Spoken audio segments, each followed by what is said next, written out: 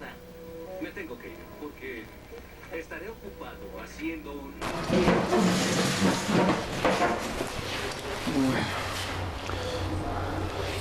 Ya.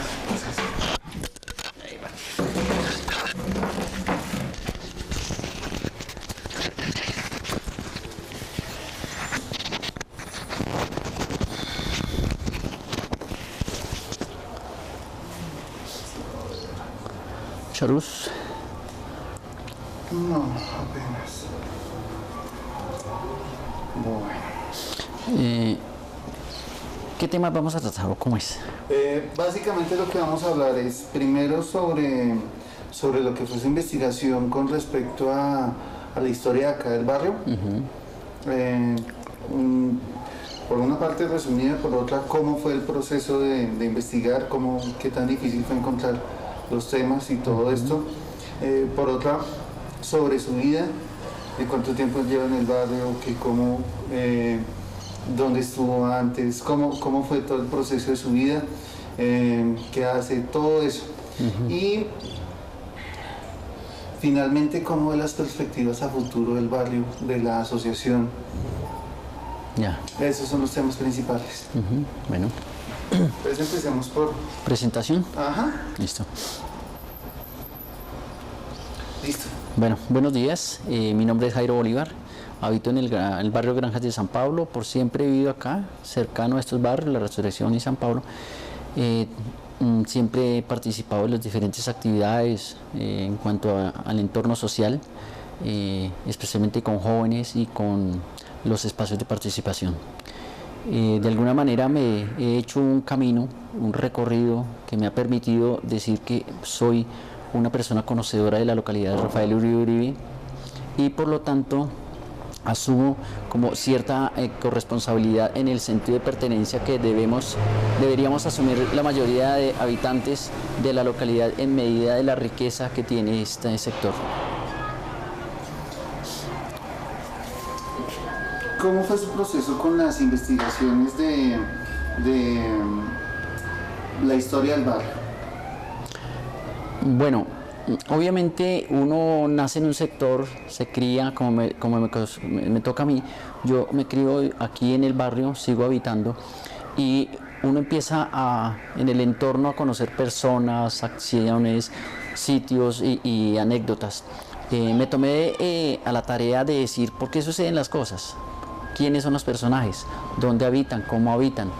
En el entorno en que yo pues habito acá y obviamente si conozco a mis vecinos, conozco cuál es mi situación.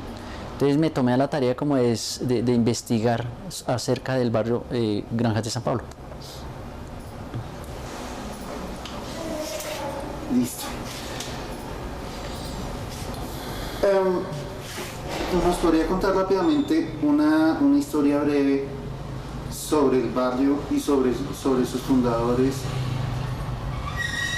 ¿Cómo fue ese proceso?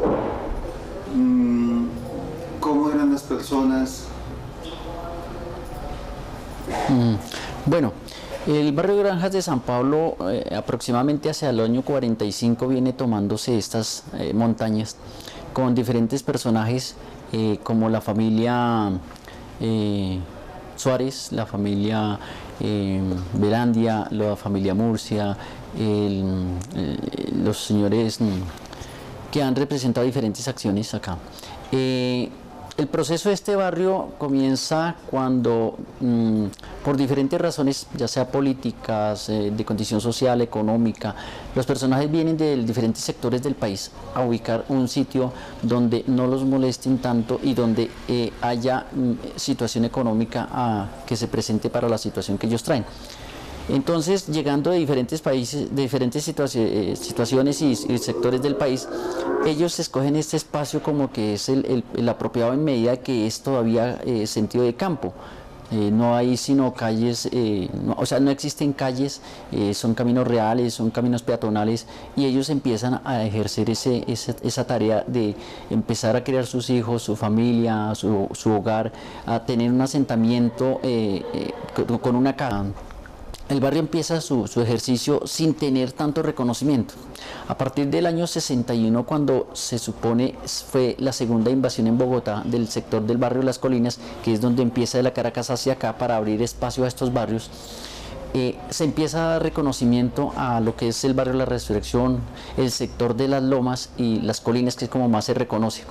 Los diferentes barrios otros, como es el Pesebre, como es San Pablo, como es Río de Janeiro, no son tan reconocidos, en medida que ya es un proceso después también, pero sí hubo habitantes antes del 60 aquí.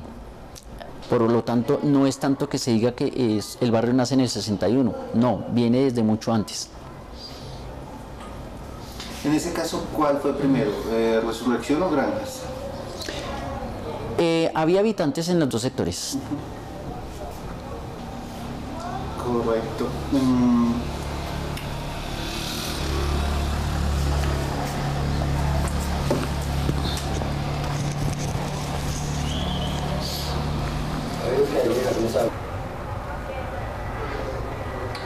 Más o menos hacia qué años fue todo el proceso de pavimentación de las calles y de los servicios públicos. Bueno, ese fue un proceso desde más o menos las juntas de acción comunal como tal y ya como organizaciones totalmente legalmente constituidas que empiezan a hacer el ejercicio de gestión de los servicios públicos básicos, pero también de otras necesidades que la gente tenía, ¿no? Entonces ya no era no solo la pavimentación, no era el agua y el alcantarillado, sino era otras, por ejemplo, el cocinol, la gasolina, los diferentes expendios que había tener sus alimentos al día. Entonces el carbón de palo, el carbón mineral, la leña y estos ejercicios que no son tan bien reconocidos, pero que hicieron parte de la historia de este sector. Igual que, por ejemplo, hizo muy buena parte de la historia los chircales de ladrillos que aquí también hubo. ¿En esta parte también hubo? Sí, aquí hubo chircales en este sector. Correcto.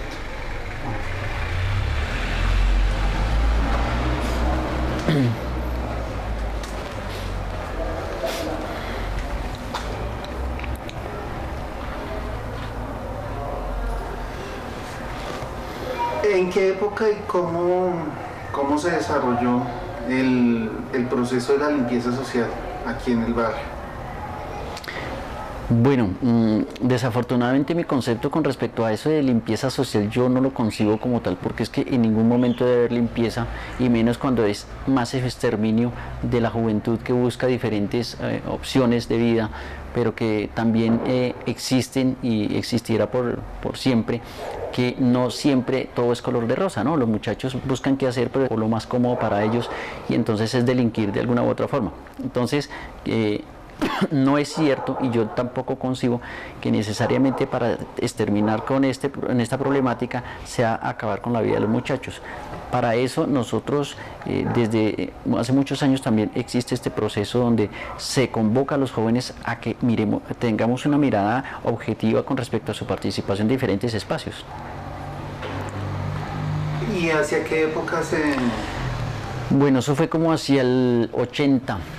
75-80, cuando nacen nuevas propuestas de participación social y política. Es así que hacia el 80 viene un proceso que se dice que fue ilegal en la medida en que fue insurrección de los muchachos con respecto a un partido político o una oposición ya propiamente de insurrección. Entonces los muchachos empiezan a participar ahí en esa época. ¿Se supo en algún momento qué grupo fue el que...? Bueno, aquí existieron dos corrientes. Existió el M19 y existió el ELN.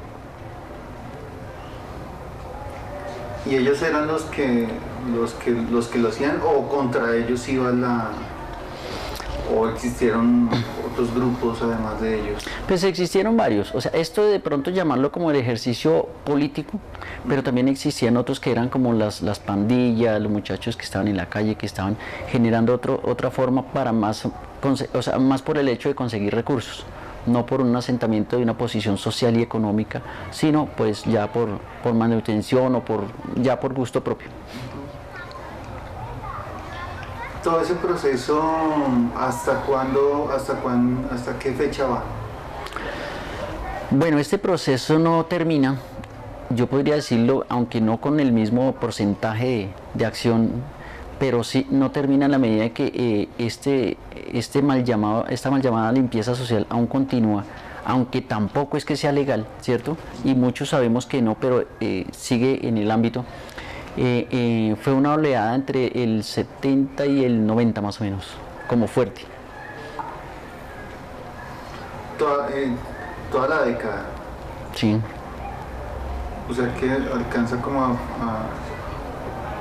o sea que ya en esta década ya se tiene el proceso. No es tanto que se detenga, sino que nacen otras propuestas desde las mismas ONGs que promueven la participación de los jóvenes. Entonces los jóvenes algunos toman la decisión de decir sí, apoyemos estas instituciones, participamos y ya no nos ven como los muchachos de la calle, como que somos somos ya grupos organizados. Y no somos grupos organizados para exigir en contra de o para delinquir, sino ya con una propuesta diferente.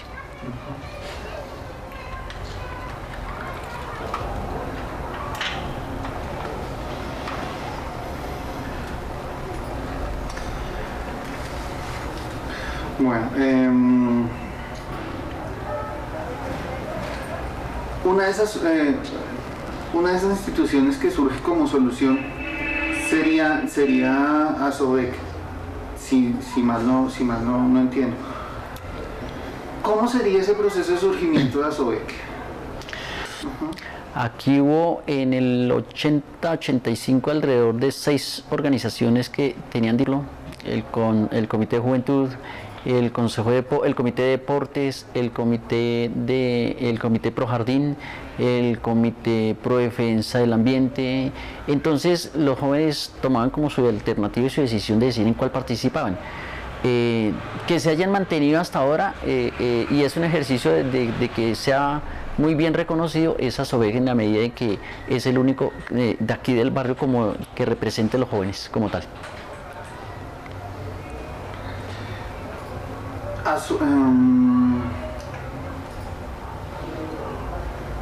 ASOVEC no surge de entrada como ASOVEC, sino que se va conformando como ASOVEC.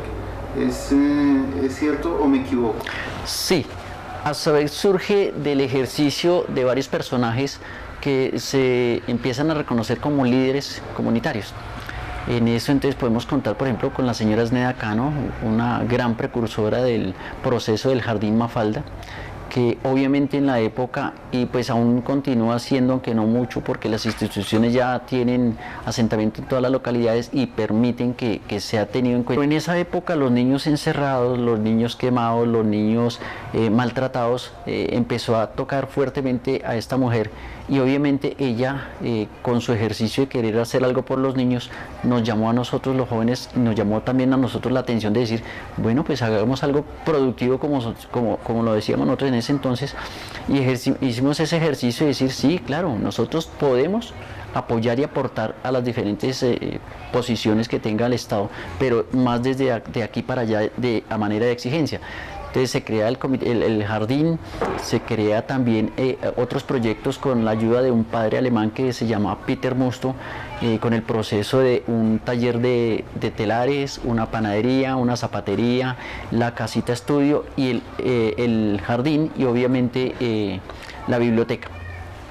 Porque esas circunstancias se empiezan a caer las demás. ¿Por qué? Porque no hay personajes que asuman como la corresponsabilidad de listo, si nos dan algo pues apoyemos. Entonces se fueron cayendo la biblioteca y queda Casita Estudio, que es una propuesta alternativa de la jornada escolar.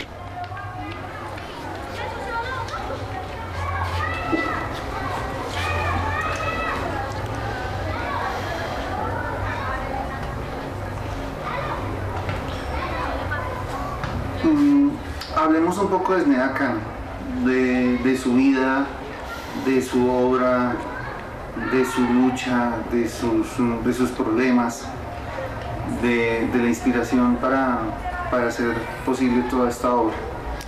Bueno, yo creo que para hablar de Sneda Cano no solo haría también es haber estado al lado de ella, trabajando hombro a hombro en las diferentes situaciones que ella pues proponía, pero que también eran necesidades básicas del sector. Ella viene hacia el año 70 como una de las habitantes más. Ella pues, vendía chance en el sector de las colinas, era muy inquieta, iba a reuniones de tenerlos muy en cuenta. No nos dejaba jugar proceso, pero que de acuerdo a unas normas, familias y muchos niños. La situación acá. Hasta quinto de primaria íbamos a un ejercicio social de noche, artesanalmente vinieron de ya más profesional también. De Garavito. Entrevistarlo antes de la visión de la loma de la iglesia de San José, un matito, la fiesta de Reyes Magos, lo único que nos da era una gastronomía, existimos del año y se organiza en medida de que va a pasar. Entonces lo armaban, porque gestionando, haciendo cosas, pero muy en realidad hace estas populares aquí en el y se reúnen cada vez equipos de fútbol a participar pero tantos sentidos. Uno es explotado laboralmente. O sea, solamente ahora. De sus propios dejaron 2 parques, espacios como leemos un libro, y de fondo se ha perdido esa resurrección, el Gustavo, muchas cosas. Tapa un poco la historia. Pues el licor dice, muchas veces recordamos de aquí, buen interés social, el Gustavo Restrepo Mejía la voy a dejar para los 500. Por ejemplo, Hacer más entrevistas. Que se viene ya a futuro, vamos.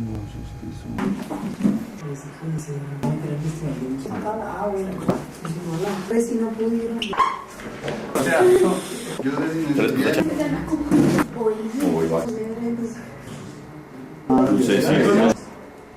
porque pues yo lo tengo.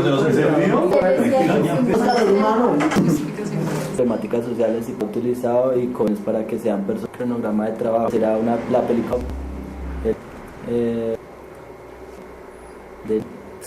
es como porque, o sea, teniéndose lo individual como en la residencia por 10.000. Tráigala entre los procedimientos, ¿sí? Pues la idea también y también esa era de los